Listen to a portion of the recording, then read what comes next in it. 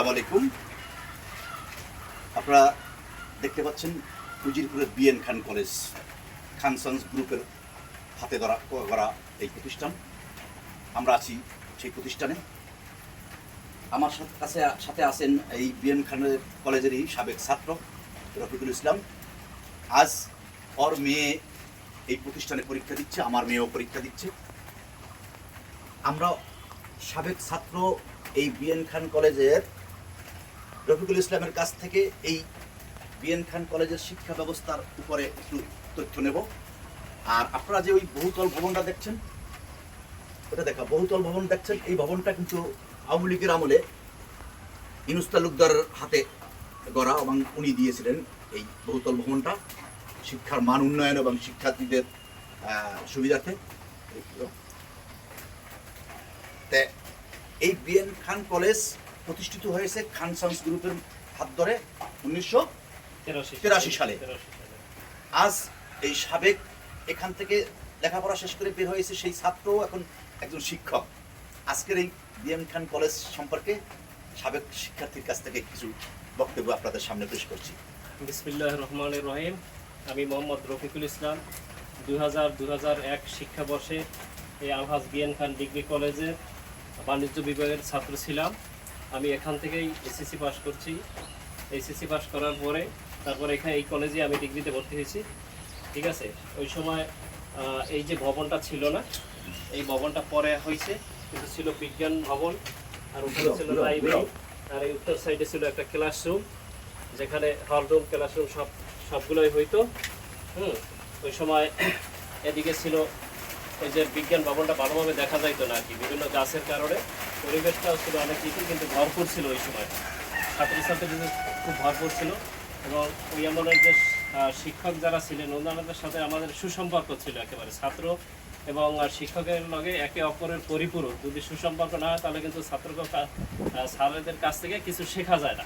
হ্যাঁ, কিছু শেখা হলে তাদের সাথে ভালো একটা সম্পর্ক থাকা দরকার। থামিয়ে দিতে হচ্ছে। আচ্ছা, এই যে শিক্ষাঙ্গনে এই এত সুন্দর খেলার মাঠ, এত বড় স্পেস, এই আমাদের উজিরপুর উপজেলায় এরকম স্পেস সহকারে কোনো কলেজ আছে কিনা আমার জানা নেই। তবে এত সুন্দর পরিবেশ, এই এই এখানে তোমরা লেখাপড়া করার সময় এরকম সুন্দর পরিবেশ ছিল নাকি এর চেয়ে আরো নরমাল ছিল? এর চেয়ে নরমাল ছিল, একটু জরাজীর্ণ ছিল। এখন যেভাবে চারিদিকে পরিষ্কার পরিচ্ছন্ন, হয়তোবা আগের চেয়ে অবকাঠামো অনেক সুন্দর হয়েছে। হ্যাঁ, এই জন্য বলতে হয় যে তোমরা তাইলে এই স্কুলের এই জরাজীর্ণ এই ভবন থেকে তোমাদের কলেজ লাইফ শুরু হয়েছে না? কলেজ লাইফ এখানেই করছে। যে আমাদের সময় এই রাস্তাটা ছিল না। হ্যাঁ, 2000-2001 এর পরে এই রাস্তাটা হয়েছে। দেখো এই গাছের ইয়াগুলো দেখো, এই গাছগুলো আমাদের হাতের ওই সময় 2000-2001 এর ছাত্রছাত্রীর পূর্বের যারা সিনিয়র ছিল, সিনিয়র ভাইদেরও লাগানো, এবং আমাদের আমলে এই গাছগুলো লাগানো ছিল। এই যে দেখুন এই কলেজ মাঠে এই যে সারিবদ্ধ যে গাছগুলি দেখেন, সৌন্দর্য বর্ধনে এখন মনে হচ্ছে যে এক মানে এত সুন্দর এক দৃশ্য। এগুলি এদের হাত দিয়েই লাগানো, এবং এদের সিনিয়র যারা ছিল এই কলেজের ছাত্রছাত্রী তাদের হাতেও এটা লাগানো। আসলে এটাই একটা স্মৃতিময় উচ্চারণে। আসলে আর দেখেন ওইটা হলো লাইব্রেরি ভবন, ওটা দেখা যায় ওইটা হলো লাইব্রেরি ভবন বর্তমান কলেজের। আর এই যে বহুতল ভবনটা দেখছেন, এটা গত সরকারের সাবেক এমপি ডক্টর তালুকদার মোহাম্মদ ইউনুস, ওনার অবদান। আসলে যার যতটুকু অবদান যে সরকারই থাকুক না কেন, আসলে সেটা স্বীকৃতি দেওয়া উচিত। আমরা এখান থেকে কার্পণ্য করি বিদায়ী আমাদের সমাজ ব্যবস্থায় বিভিন্ন রকমের আজকের এই রাজনৈতিক অস্থিরতা দেখা যায়। যখন যে সরকার যে অবদান রাখবে অথচ শিক্ষা প্রতিষ্ঠানে, সেটা স্বীকার করা উচিত। আমরা সেই স্বীকার করি না বিধায়ী আমাদের সামাজিক অবক্ষয় সৃষ্টি হয়েছে, এবং সামাজিকভাবে আমরা বারবার এই কিছু স্বার্থন্বেষী মহলের কাছে এই রাজনীতির নামে আমরা সাধারণ জনগণ জিম্মি হয়ে থাকি। সবাই ভালো থাকবেন।